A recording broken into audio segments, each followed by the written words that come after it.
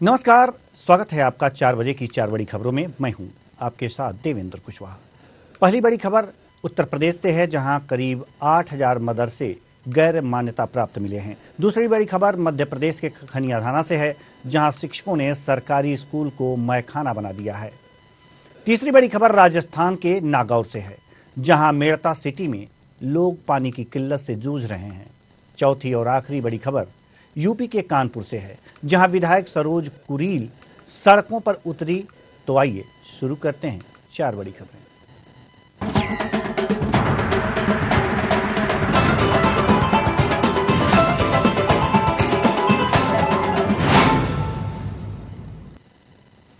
उत्तर प्रदेश में मदरसों को लेकर चल रहा सर्वे पूरा हो गया है। पूरे प्रदेश में करीब 8000 मदरसे गैर मान्यता प्राप्त मिले हैं। हालांकि इस बाबत 15 नवंबर तक सभी डीएम अपने अपने जिलों की रिपोर्ट शासन को भेजेंगे। बता दें कि प्रदेश में गैर मान्यता प्राप्त मदरसों का सर्वे 10 सितंबर से शुरू हुआ था। सोमवार तक टीमों ने सर्वे पूरा कर अपनी रिपोर्ट जिलाधिकारियों को प्रेषित कर दी है। सबसे ज्यादा गैर मान्यता प्राप्त मदरसे मुरादाबाद में मिले हैं। दूसरे नंबर पर बिजनौर तथा तीसरे स्थान पर बस्ती है। रजिस्ट्रार मदरसा बोर्ड जगमोहन सिंह के मुताबिक करीब 8000 गैर मान्यता प्राप्त मदरसों के मिलने की बात कही जा रही है, लेकिन जिलाधिकारियों की रिपोर्ट आने के बाद ही सही स्थिति का पता लग सकेगा। शासन स्तर पर बनी विशेष सचिव अल्पसंख्यक, निदेशक अल्पसंख्यक और रजिस्ट्रार मदरसा बोर्ड की 3 सदस्यीय समिति ने पूरे सर्वे पर नजर रखी है। इस खबर पर ज्यादा जानकारी के साथ हमारे संवाददाता प्रशांत राव हमारे साथ जुड़ चुके हैं। जी प्रशांत, मदरसे की सर्वे का कार्य पूरा हो गया है, जी क्या है ताजा अपडेट?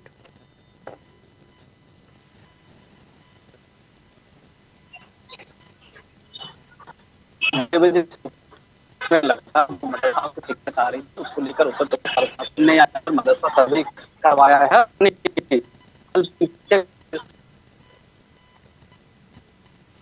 तो सवाल यह है कि उत्तर प्रदेश में चल रहा मदरसे का सर्वे पूरा हो गया है और ये देखा जा रहा है, ये बातें सामने आ रही हैं कि करीब 8000 मदरसे जो हैं वो गैर मान्यता प्राप्त हैं। लेकिन अगर जो सही स्थिति की बात करें तो ये चीजें जब 15 नवंबर के बाद से रिपोर्ट भेजी जाएगी डीएम को, तो स्पष्ट हो पाएगी कि आखिर में जो गैर मान्यता प्राप्त मदरसे हैं वो कितने हैं। बता दें कि गैर मान्यता प्राप्त मदरसों का सर्वे 10 सितंबर से शुरू हुआ था और सोमवार तक टीमों ने सर्वे पूरा कर अपनी रिपोर्ट जिलाधिकारियों को प्रेषित कर दी है। अब इस हिसाब से अगर जो देखा जाए तो सबसे ज्यादा गैर मान्यता प्राप्त मदरसे मुरादाबाद जिले में मिले हैं। दूसरे नंबर पर बिजनौर रहा है और तीसरे नंबर पर बस्ती। तो अब रजिस्ट्रार मदरसा बोर्ड जगमोहन सिंह ने इस बाबत कहा है कि करीब 8000 गैर मान्यता प्राप्त मदरसों के मिलने की बात कही जा रही है, लेकिन जिला अधिकारियों की रिपोर्ट आने के बाद ही सही स्थिति साबित हो पाएगी। शासन स्तर पर बनी विशेष सचिव अल्पसंख्यक, निदेशक अल्पसंख्यक और रजिस्ट्रार मदरसा बोर्ड की 3 सदस्यीय समिति ने पूरे सर्वे पर नजर रखी है और अब यह देखना होगा कि जो गैर मान्यता प्राप्त मदरसे हैं उनकी स्थिति क्या है और अब यह जो समिति है उनके साथ क्या करती है, कौन सा रवैया अपनाती है। इनको आखिर गैर मान्यता प्राप्त जो मदरसे चिन्हित किए गए हैं उनकी क्या स्थितियां अब प्रदेश में होंगी। कुल मिलाकर के ये देखा जा रहा है कि अगर जो मदरसों का सर्वे हो रहा है, गैर मान्यता प्राप्त मदरसों का सर्वे हो रहा है, तो इसमें राजनीतिक पेंच भी हैं। राजनीतिक पेंच ये लगाए जा रहे हैं कि मदरसों का सर्वे नहीं होना चाहिए, लेकिन मदरसों का सर्वे किस उद्देश्य से किया जा रहा है, क्यों किया जा रहा है, इसकी सारी बातें आम जन तक नहीं पहुंच पा रही हैं। लेकिन ज्यों ही ये बातें सामने आ रही हैं कि गैर मान्यता प्राप्त मदरसे संचालित हो रहे हैं, उसमें कई ऐसे मदरसे भी हैं जहां पर कागजों में हैं। और अगर जो इस तरह से सरकार सर्वे करा रही है तो इस सर्वे का विरोध नहीं होना चाहिए, लेकिन राजनीति है कि मानती नहीं और कुछ न कुछ कहने पर उतारू ही रहते हैं राजनेता, तो कुछ न कुछ कहते ही रहते हैं। जब कोई काम ना हो तो कुछ न कुछ कहना ही जरूरी होता है। हर बात का विरोध भी सही नहीं होता, हर बात का विरोध भी सही नहीं होता, क्योंकि हर बात का विरोध करेंगे तो जनता की नजर में भी ये बातें, आपकी जो बातें होंगी वो गंभीरता से नहीं ली जाएंगी। अगर सही काम का आप सहयोग करें, उसकी बड़ाई करें और बुरे काम का विरोध करें तो वो लोग जो करते भी हैं, जिस पार्टी के भी हैं, वो भी गंभीरता से लेते हैं। उदाहरण अटल बिहारी वाजपेयी जी हैं, जो पूर्व प्रधानमंत्री रहे हैं। तो इस तरह की बातें, अगर इस तरह के व्यक्तित्व राजनीति में आ जाएं और इस तरह की बातें शुरू हो जाए तो वास्तव में राजनीति का शुद्धिकरण हो जाएगा और कोई बातें रह नहीं जाएंगी। लेकिन बात जब मदरसे की आती है तो अल्पसंख्यकों के कान खड़े हो जाते हैं। वो संदेह की दृष्टि से देखते हैं कि कहीं ऐसा ना हो कि सरकार इसको बैन कर दे।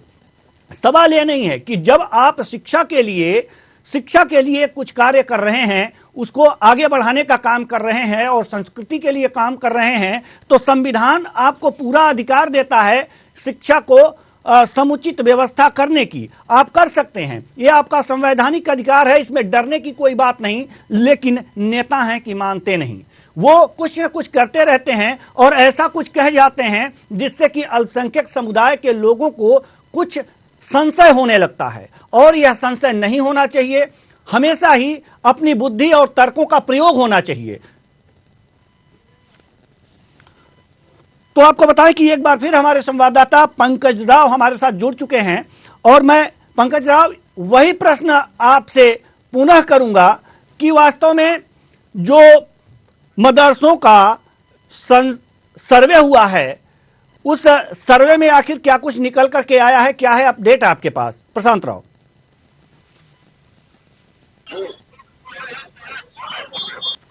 जी देवेंद्र जी, मैं आपको बता दूं कि उत्तर प्रदेश में लगातार जो मदरसों को आयतें मिल रही तो उसके बाद उत्तर प्रदेश की योगी सरकार ने यहाँ पर मदरसों का सर्वे कराया है। और ये मदरसों का सर्वे विशेष सचिव अल्पसंख्यक एवं निदेशक अल्पसंख्यक विभाग और मदरसा बोर्ड के रजिस्ट्रार की निगरानी में ये सर्वे पूरे हुए हैं। और अभी जो जानकारी मिल रही है कि उत्तर प्रदेश में करीब 8000 गैर मान्यता प्राप्त मदरसे सामने आए हैं। हालांकि ये 15 नवंबर तक उत्तर प्रदेश के जो सभी जिले हैं, 75 जिलों के डीएम ये रिपोर्ट शासन को भेजेंगे। और सबसे पहले अगर किसी के न कहे जाए तो उसमें मुरादाबाद और बस्ती, जहां सबसे ज्यादा गैर मान्यता प्राप्त मदरसे मिले हैं। और उनके बाद जो है जानकारी यहाँ पर है वो कि अभी और जो मदरसे हैं जिन पर जांच चल रही है, उसके बाद सही तरीके से 15 नवंबर के बाद ये जांच जो है आएगी, जिसके बाद उत्तर प्रदेश सरकार की तरफ से एक रिपोर्ट जारी की जाएगी। लेकिन उत्तर प्रदेश में जो मदरसों को सर्वे को लेकर विपक्ष जिस तरीके से लगातार भारतीय जनता पार्टी पर हमलावर थी, उसको लेकर जो उत्तर प्रदेश सरकार में राज्य मंत्री दानिश अंसारी जो अल्पसंख्यक विभाग देख रहे हैं, उन्होंने लोगों को विश्वास दिलाया था कि कोई भी मदरसा बंद नहीं किया जा रहा है, बल्कि जो फर्जी तरीके से मदरसे चल रहे हैं, जो लोगों को ठगने का काम कर रहे थे, केवल उन पे कार्रवाई की जाएगी। और जो मदरसे यहाँ पर सही तरीके से काम कर रहे हैं उनको सरकार लगातार जो जन कल्याणकारी योजना है उसके तहत उनको लाभान्वित भी किया जा रहा है।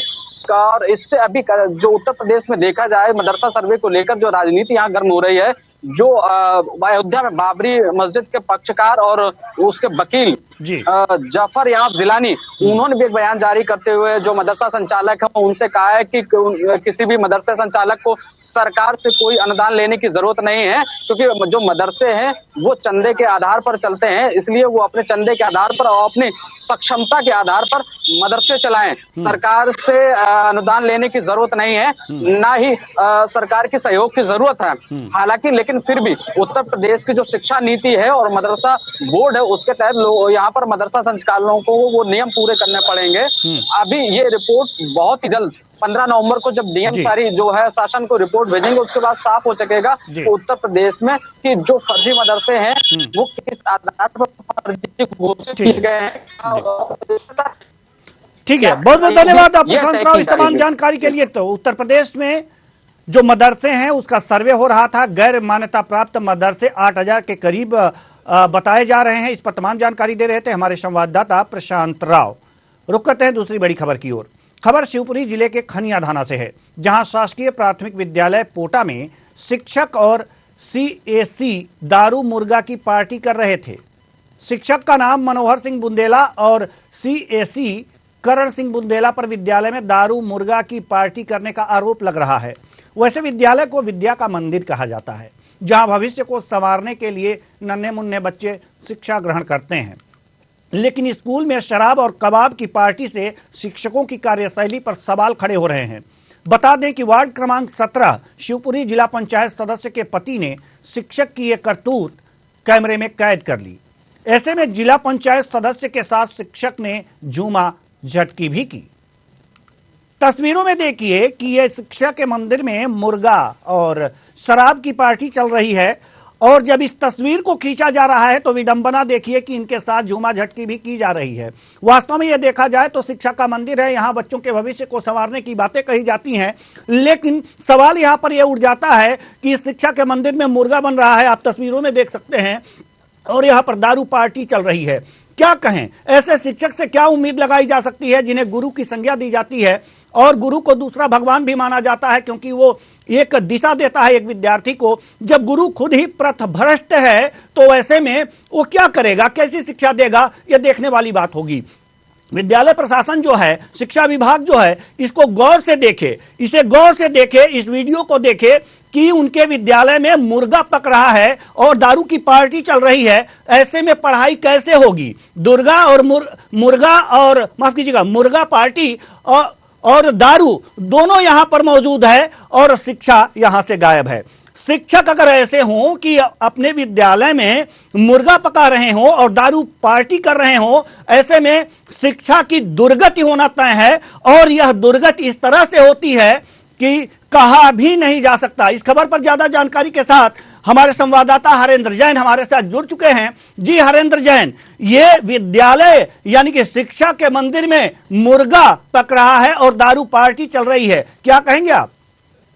जी, जैसा कि ये पूरा मामला है और जब इस संबंध में हमने अधिकारियों से भी बात की तो अधिकारी जो भदौरिया साहब बीआरसी महोदय हैं, उनने कहा है कि ग्रामीणों द्वारा हमारे पास एक आवेदन आया है और उस आवेदन और जो वीडियो सोशल मीडिया पर वायरल हो रहा है उसको ध्यान में रखते हुए इन पे जो भी कार्रवाई होगी हम लोग द्वारा की जाएगी। हमने जिला शिक्षा अधिकारी के लिए इसके लिए लेटर जारी कर दिया है। जी नरेंद्र, हम जानना चाहेंगे कि ये वीडियो बना है तब मामला सामने आया है, इससे पहले ये शिक्षक कई बार ऐसे काम कर चुके होंगे? जी बिल्कुल, कई बार ऐसे इनके काम होते थे और आज जब जिला पंचायत सदस्य के प्रतिवार इनके की करतूत का वीडियो बना के और वायरल किया गया है, क्योंकि उनने भी कई दफे अपनी तरफ से कोशिश की गई, वरिष्ठ अधिकारियों के संज्ञान में मामला लाया गया, मगर वरिष्ठ अधिकारियों ने इस ओर कोई ध्यान नहीं दिया और तब जाके उनने इस वीडियो को वायरल करके और अपना दायित्व निभाया है। जी नरेंद्र, आखिर जब ये वीडियो आपने अधिकारियों को दिखाया तो उन्होंने कार्रवाई करने की बात कही होगी, ये आपने कब ये वीडियो दिखाया और उन्होंने कार्रवाई की बात कब की और क्या अब तक क्या हुआ है, ये अपडेट आप बताएं।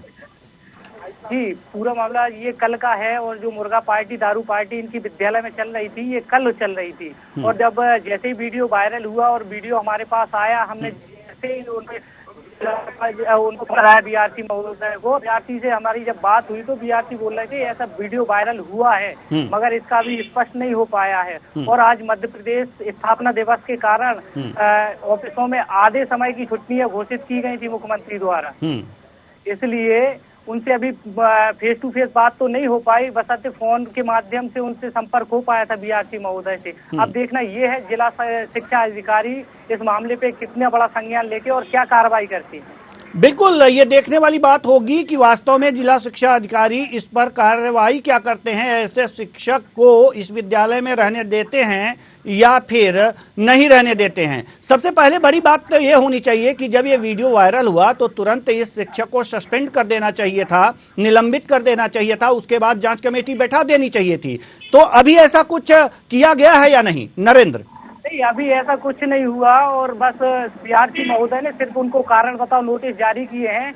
एक्चुअली क्या कि सीएसी और दोनों रिलेटिव हैं, रिश्तेदार हैं और दोनों मिलके विद्यालय में जहां शिक्षा का मंदिर कहा जाता है, जहां नन्हे मुन्ने बच्चों को भविष्य के लिए उन्हें इस योग्य बनाया जाता है कि आप देश के लिए कुछ करें और अच्छे पदों पर आप पहुंचे, मगर वहां पर इनके ऐसे घिनौने कृत्य के लिए इनके ऊपर सख्त से सख्त कार्रवाई करनी चाहिए। बहुत बहुत धन्यवाद नरेंद्र जैन इस तमाम जानकारी के लिए। तो कुल मिलाकर के ये देखा जा रहा है कि शिक्षा मंदिर में जो शिक्षक हैं वही मुर्गा पार्टी और दारू पार्टी कर रहे हैं। इस पर शिक्षा विभाग ने कल की यह घटना है, अभी तक कोई एक्शन नहीं लिया है, लेकिन देखने वाली बात होगी कि इस पर शिक्षा विभाग क्या एक्शन लेता है।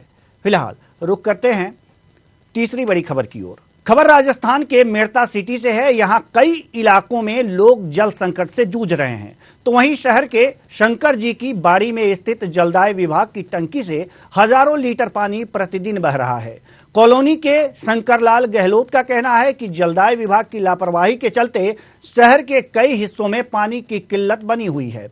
समय पर पानी सप्लाई नहीं होती है, वहीं दूसरी ओर हजारों लीटर पानी पीने का पानी व्यर्थ बह रहा है। ये टंकी आए दिन ओवरफ्लो होने से हजारों लीटर पानी व्यर्थ बह जाता है।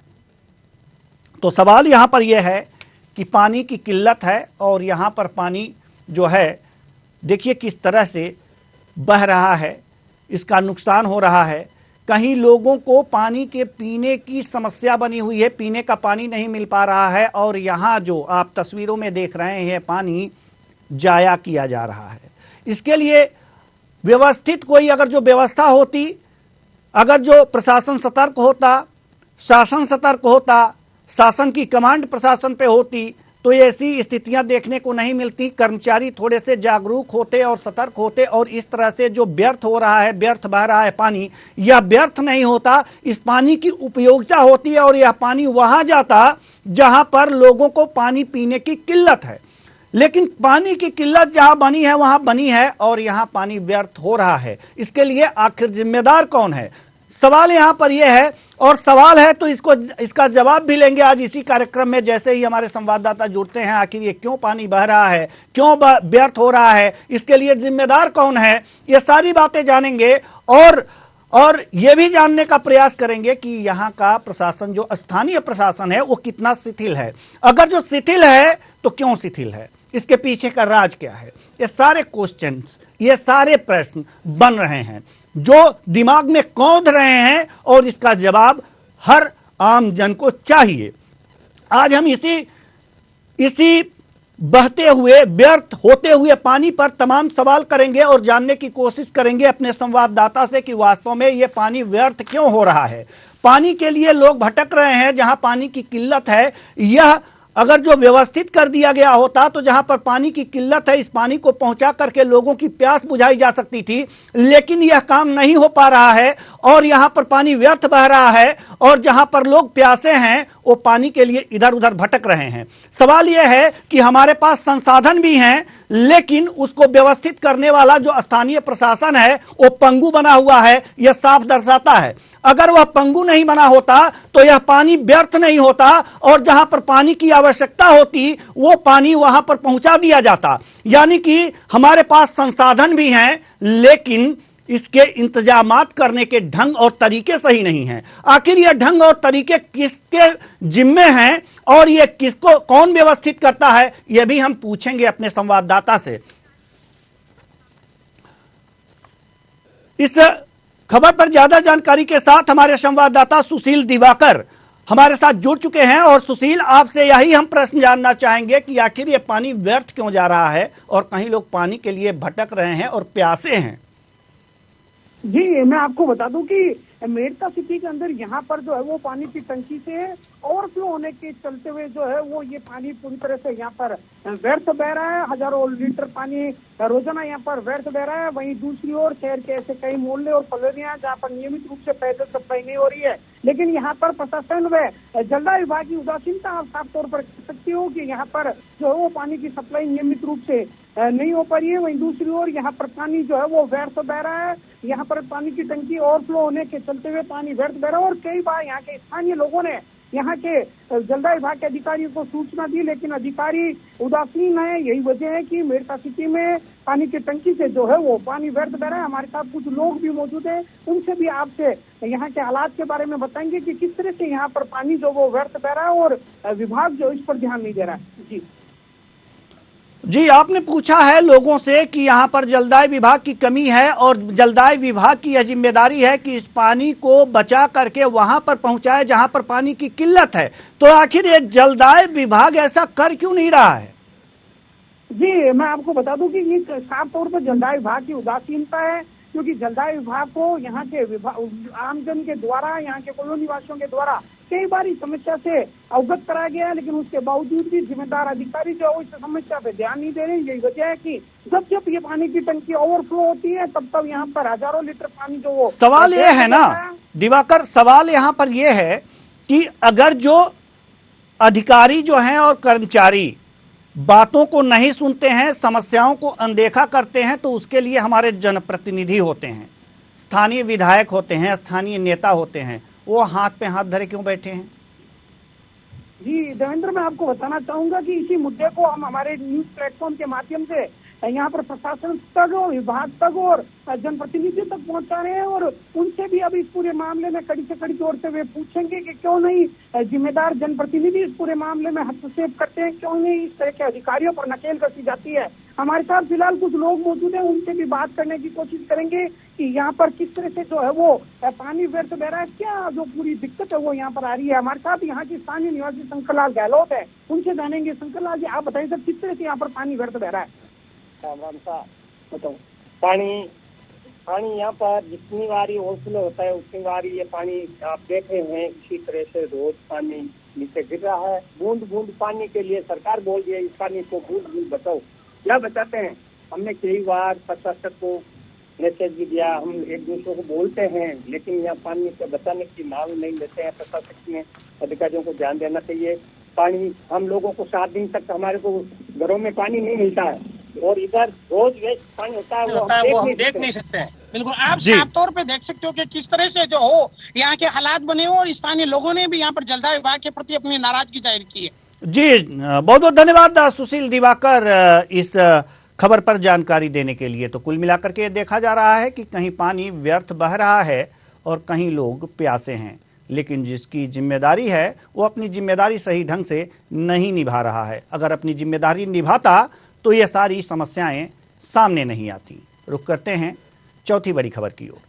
खबर कानपुर से है, जहां घाटमपुर विधानसभा से विधायक सरोज कुरील रात के अंधेरे में सड़क पर उतरी और अवैध खनन का खुलासा किया। बता दें कि घाटमपुर तहसील क्षेत्र के पतारा में मिट्टी का अवैध खनन हो रहा था। ऐसे में विधायक ने देर रात छापा मारा। इस दौरान विधायक ने स्थानीय खनन करते 2 डंपर समेत 2 लग्जरी कार सवार 3 लोगों को पकड़कर पुलिस के हवाले किया। बता दें कि कानपुर हाईवे किनारे स्थित एक पेट्रोल पंप पर कई दिनों से मिट्टी पुराई का काम चल रहा था। कुछ सफेद पोस्ट के शामिल होने के चलते पुलिस कार्रवाई नहीं कर रही थी। ऐसे में देर रात विधायक सरोज कुरील ने पतारा में हो रहे मिट्टी खनन की शिकायत पर छापा मारा, जिसके बाद विधायक सरोज कुरील ने फोन कर घाटमपुर थाना अध्यक्ष रामबाबू को फटकार भी लगाई और साथ ही उन्होंने डंपर पकड़ने की सूचना दी। वहीं थाना अध्यक्ष रामबाबू और चौकी इंचार्ज पतारा विनीत मिश्रा मय फोर्स के साथ मौके पर पहुंचे। डंपर और लग्जरी कारों को जब्त कर चौकी लेकर आए। काफी दिन से इस पे जो है काफी लोगों से मैंने कहा भी था कि खनन में होने नहीं दूंगी चाहे कुछ भी हो, और ये दूसरे विधानसभा के लोग आकर के हमारी विधानसभा को पूरा तहस नहस कर रहे हैं और खनन कर रहे हैं, और खनन ऐसा नहीं बहुत भयंकर खनन कर रहे हैं। आज मुझे पता चला तो हम लोगों ने आकर के, हमारे सभी कार्यकर्ता, हमारे सभी साथियों ने आकर के इस खनन को पकड़ा, और ये खनन पकड़ा गया, और जो खनन करवा रहे थे वो भी पकड़े गए।